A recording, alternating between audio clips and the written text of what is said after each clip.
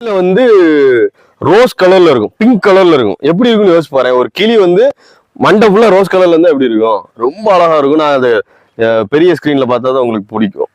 அப்ப plum headed parakeet, rose ringed parakeet, Malabar parakeet, வேற parrot அப்படின்னு எல்லாரும் சொல்லக்கூடிய, எல்லாரும் நம்ம எதை சொல்லிட்டு இருக்கோம் பேரட்னு?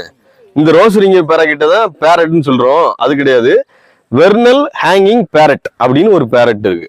அது என்ன எப்படி இருக்கும்னா சின்னதா இருக்கும், கையளவு தான் இருக்கும். இவ்வளவு இதே மாதிரி வால் இருக்காது. வாலே இல்லாம ஒரு பேரட் எப்படி இருக்கும்னு யோசிச்சு பாருங்க. அதே மாதிரி இருக்கும், ரொம்ப சின்னதா இருக்கும். ஏன் அப்படி பேர் வந்ததுன்னா இப்படி தொங்கிட்டே இருக்கும், அது பிடிச்சி தொங்கிட்டே இருக்கும். அதனால வெர்னல் ஹேங்கிங் பேரட். அது அது ஒண்ணுதான் பேரட், மற்ற எல்லாமே பேராக்கிட். இப்ப நம்ம கதையை தொடருவோம். இப்ப இந்த ஸ்விஃப்ட் கார் ஏன் இப்ப பேர் வந்ததுன்னா, அந்த ஸ்விஃப்ட் பாம் ஸ்விஃப்ட் என்ன செய்யும்னா, பனை உளவாரன் வந்து டக்கு டக்குன்னு திரும்பும். நீங்க மேல பாத்துருப்பீங்க, மேல வந்து அடிக்கடி ஒரு 10-20 அப்படியே அலைஞ்சு சுத்திக்கிட்டே இருக்கும். ஒரு சின்ன பறவை ஒண்ணு அலைஞ்சிக்கிட்டே இருக்கும். வௌவால் கிடையாது, காலையில சுத்துறது பாம் ஸ்விஃப்ட்னு சுத்தும். அது எப்படி போகும்னா அப்படி போயிட்டே இருக்கும், டக்குன்னு இங்கிட்டு திரும்பும், டக்குன்னு அங்கிட்டு திரும்பும். அதனால அந்த காருக்கு என்ன பேர் வச்சுட்டாங்க? ஸ்விஃப்ட்னு காருன்னு பேர் வச்சாங்க. வேற என்ன இதுல ஸ்பெஷல்னு பாத்தீங்கன்னா, பனை மரத்துல வர்றதுனால இது பனை உளவாரன்னு நினைச்சிருப்பீங்க.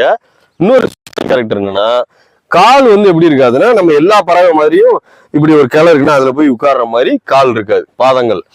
பாம் ஸ்விஃப்ட்டுக்கு மட்டும் எப்படி இருக்குன்னா, பனைமரத்தை இப்படி கொக்கி மாதிரி பிடிச்சிக்கிற மாதிரி ரெண்டே ரெண்டு மட்டும். புரியுதா என்ன ஸ்டூடெண்ட்? பனைமரம் இருந்தா தான் எது இருக்க முடியும்?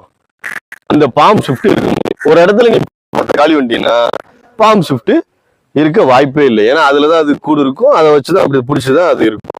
அதனால இனம் அழியணும்னா நீங்க வந்து அந்த இனத்தை அழிக்கணும்னு எங்க வாழுதோ அதோடைய மரத்தை அழிச்சாலே போதும், அந்த இனம் அழிஞ்சு போயிடும்.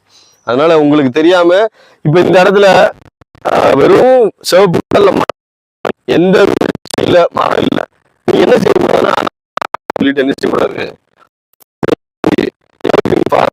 கூடாது. ஒரு 2-3 செடி வச்சுக்கலாம், அது வேற. நீ இருக்கிறத நீங்க சொன்னீங்க மரம். நான் என்ன சொல்ல வரேன்னு நல்லா கவனிங்க. ஏற்கனவே பக்கத்துல அங்க ஒரு மரம் இருக்கு, இங்க ஒரு மரம் இருக்கு, இங்க மரம் இல்ல. அப்ப இங்க மரம் வச்சு வளர்க்கலாம்.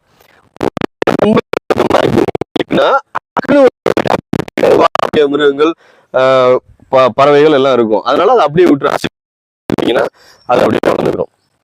இது வந்து பாம் ஸ்விஃப்ட். நீங்க பாத்தீங்க சொல்லணும், ஒரு பின்னாடி சின்ன வால் மாதிரி இருக்கும், அதுவும் பறந்துட்டே இருக்கும். இன்னைக்கு ஒண்ணு காணும் காமிக்கிறதுக்கு.